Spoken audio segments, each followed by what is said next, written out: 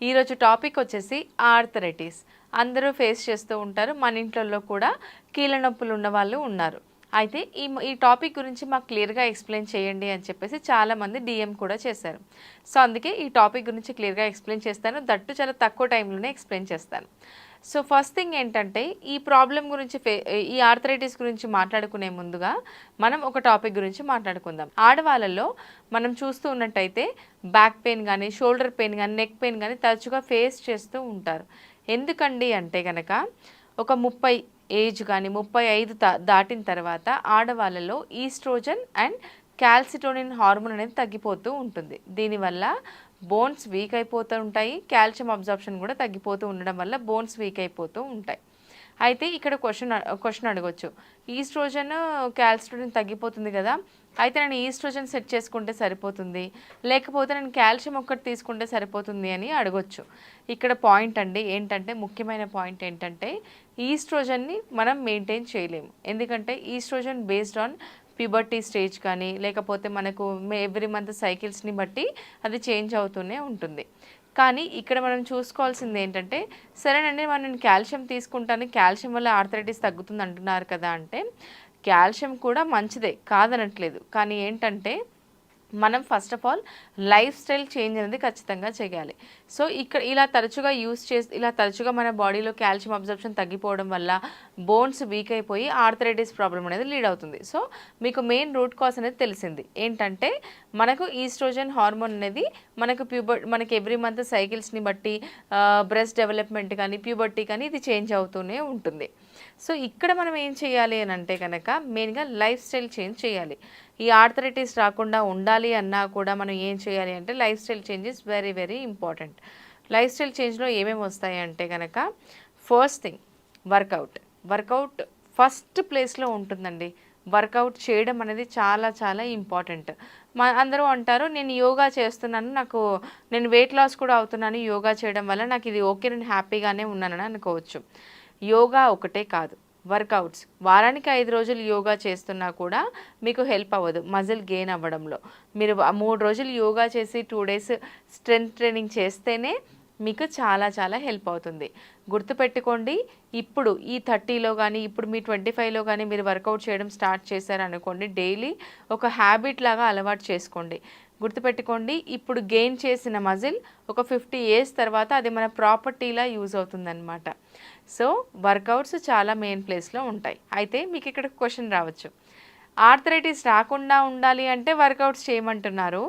ఒకవేళ ఆర్థరైటిస్ వచ్చిన వాళ్ళు ఎలాంటి వర్కౌట్స్ చేయాలి అంటే, ఫస్ట్ థింగ్ వాకింగ్ చాలా చాలా మంచిది. పోస్ట్ మీల్ వాక్స్ అనేది అలవాటు చేసుకోండి. అంటే ఏ ఫుడ్ తీసుకున్నా, బ్రేక్ఫాస్ట్, లంచ్, డిన్నర్, స్నాక్స్, ఎప్పుడు ఎలాంటి ఫుడ్ తీసుకున్నా కూడా ఒక 15-20 మినిట్స్ ఆగి పోస్ట్ మీల్ వాక్స్ అనేది వెళ్ళడం చాలా చాలా మంచిది, అలవాటు చేసుకోండి. ఎంతసేపు చేయాలి అంటే కనుక, సో మార్నింగ్, లంచ్, డిన్నర్ ఇలా మనం డే మొత్తంలో పోస్ట్ మీల్ వాక్స్ చేస్తాం కాబట్టి 15 మినిట్స్ చేస్తే సరిపోతుంది. సెకండ్ థింగ్, ఎలాంటి వర్కౌట్స్ చేయకూడదు అంటే బ్రిస్క్ వాక్. ఆర్థరైటిస్ ఉన్నవాళ్ళు బ్రిస్క్ వాక్ అంటే ఎక్కువ హెవీగా జాగింగ్ చేయడం కానీ, లేకపోతే ఎక్కువ లెగ్స్ మీద ప్రెషర్ పడే వర్కౌట్స్ చేయడం కానీ చేయకూడదు. స్క్వాట్స్ అసలు చేయకూడదు. మరి ఎలాంటి వర్కౌట్స్ చేయొచ్చు అంటే, యోగా బెస్ట్ అని చెప్పొచ్చు అండ్ వాకింగ్ కూడా బెస్ట్ అని చెప్పొచ్చు. ఎక్కువ ప్రెషర్ పెట్టారనుకోండి, మనకి ఇంకా ప్రాబ్లం అనేది ఫేస్ చేస్తూ ఉంటాం.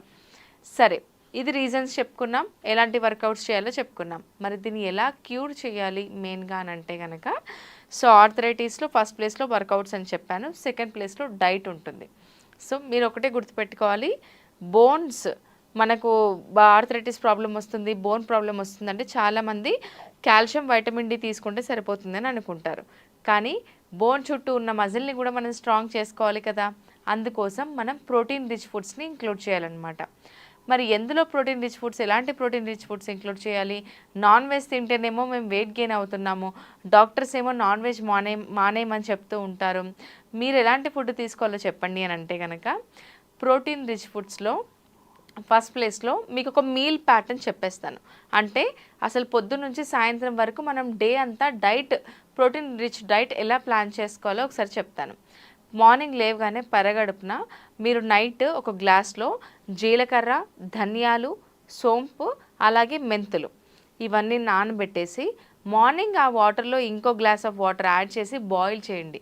బాయిల్ చేసి ఒక గ్లాస్లో తీసుకున్న తర్వాత కొద్దిగా ఒక 10 to 12 drops of lemon drops add చేసేసి ఈ ఈ ఈ వాటర్ని పరగడుపున తీసుకోవడం చాలా మంచిది.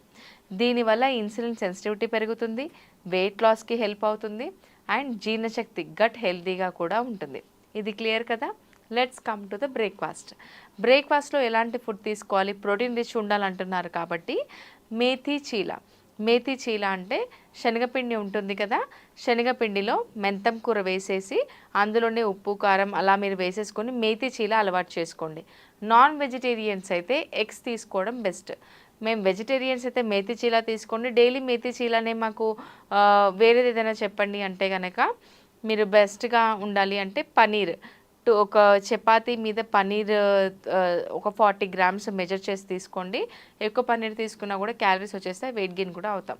40 గ్రామ్స్ పన్నీర్ తీసేసుకొని ఒక దోశ మీద కానీ స్ప్రింకిల్ చేసేసుకొని దాంతో పాటు వెజిటేబుల్స్ మ్యాండేటరీగా ఉండాలి. ఒక 15 స్లైసెస్ ఆఫ్ కీరా తీసుకోండి. అలాగే కొద్దిగా పల్లి చట్నీ కానీ పల్లి పొడి కానీ తీసుకోండి. ఇది బ్యాలెన్స్డ్ మీల్ అయిపోతుంది. ఓకేనా? ఇవి options. Let's come to the lunch. లంచ్కి బ్రేక్ఫాస్ట్కి మధ్యలో ఒక స్నాక్ అయితే ఉండాలి. ఏం స్నాక్ తీసుకోవాలి అంటే makhana, fried makhana, like just నార్మల్గా రోస్ట్ చేసిన మఖానా కూడా తీసుకోవచ్చు. Lunch you have to start your lunch with big bowl of salad. సలాడ్లో ఏముంటుంది అని అంటే కనుక మీరు మార్నింగే చిక్ పీస్ కానీ నైటే చిక్ పీస్ కానీ నానబెట్టేసుకోండి.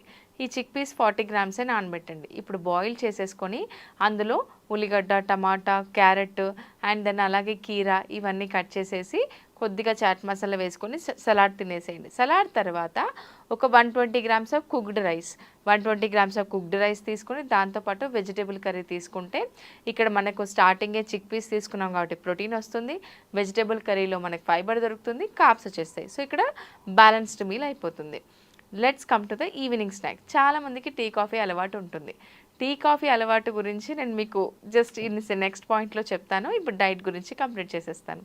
సో ఈవినింగ్ స్నాక్లో వచ్చేసి మీరు ఏదైనా ఒక ఫ్రూట్స్ ఇంక్లూడ్ చేయడం కానీ నానబెట్టిన బాదం ఒక 10 ఇంక్లూడ్ చేయడం కానీ అలవాటు చేసుకోండి. వాల్నట్స్ కూడా చాలా మంచిది. ఇవి రెండు లేవు అంటే నానబెట్టిన పల్లీలు కూడా ఉడకబెట్టి తీసుకోవచ్చు.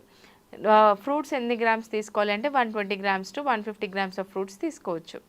డిన్నర్ వీలైనంత వరకు మీ స్లీప్కి మీ డిన్నర్కి 3 hours ఆఫ్ గ్యాప్ అనేది ఉండాలి. డిన్నర్ 7 o'clock వరకు కంప్లీట్ చేయడానికి ప్లాన్ చేయండి. అలాగే డిన్నర్లో ఓన్లీ 1 చపాతీ, దాంతోపాటు వెజిటేబుల్ కర్రీ. ఒకవేళ నాన్ వెజిటేరియన్స్ అయితే chicken breast, skinless boneless chicken breast 100 grams తీసుకోండి.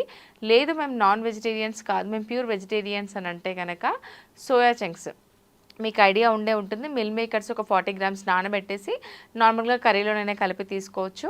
సోయా చంక్స్ కూడా మేము తినమండి, మాకు థైరాయిడ్ ఉంది అని అంటే కనుక మీరు ఎగ్స్ అయినా ప్రిఫర్ చేయండి. లేకపోతే మీరు నానబెట్టిన పెసర్లు కానీ శనగలు కానీ తీసుకోవచ్చు 40 గ్రామ్స్. అంటే నానబెట్టిన తర్వాత 120 గ్రామ్స్ అవుతాయి అన్నమాట. ఇది కూడా కాదు అనుకున్న వాళ్ళు పనీర్ కూడా తీసుకోవచ్చు 50 గ్రామ్స్. సో ఇలా ఎవ్రీ మీల్లో ప్రోటీన్ ఉండేటట్టు ప్లాన్ చేసుకున్నాం అనుకోండి, డే అంతా హ్యాపీగా ఉంటుంది అండ్ మనకు గట్ హెల్తీగా కూడా ఉంటుంది. అలాగే మేక్ ష్యూర్ మీరు 45 minutes ఆఫ్ వర్కౌట్ చేస్తారు కాబట్టి క్యాలరీ బర్నింగ్ కూడా బాగుంటుంది.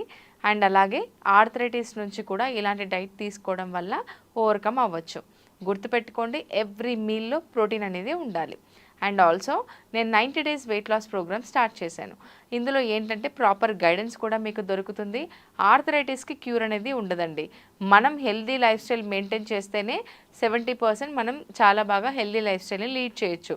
అంటే ఎక్కువ కొన్నిసార్లు ఆర్థరైటిస్ అనేది మన బోన్స్ కూడా పనిచేయకుండా చేస్తుంది అనమాట. కంప్లీట్గా సిచ్యువేషన్ వర్సన్ అవుతుంది ఒకవేళ మీరు నెగ్లెక్ట్ చేస్తే.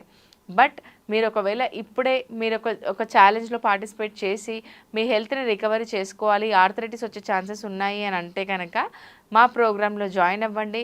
మీకు వర్కౌట్ గైడెన్స్ ఉంటుంది. అలాగే డైలీ ఈవినింగ్ సెషన్స్ కూడా ఉంటాయి. అంటే సర్టిఫైడ్ ఇన్స్ట్రక్టర్ గ్రూప్ సెషన్స్ తీసుకుంటారు. వర్కౌట్ సెషన్స్ కూడా లైవ్ ఉంటుంది. అలాగే ఒకవేళ మీరు లైవ్ మిస్ అయితే వర్కౌట్ వీడియో కూడా మీకు పంపిస్తాము. అలాగే హెల్తీ డైట్ ఉంటుంది. ఒక 3 మంత్స్ ఒక క్లినికల్ డైటీషియన్ మీకు గైడెన్స్ అనేది ఇస్తారు. సో, ఇలా కంప్లీట్‌గా మానిటర్ చేస్తూ మీకు హెల్తీ లైఫ్ స్టైల్ లీడ్ చేయడానికి మేము ప్లాన్ చేస్తాము. సో, ఈ ఆర్థరైటిస్ ప్రోగ్రామ్‌లో జాయిన్ అవ్వాలనుకుంటే కింద స్క్రోల్ అవుతున్న నెంబర్‌కి కాల్ చేసి కంప్లీట్ డీటెయిల్స్ కనుక్కోండి. ప్రైస్ కూడా చాలా రీజనబుల్ ఉంటుందండి.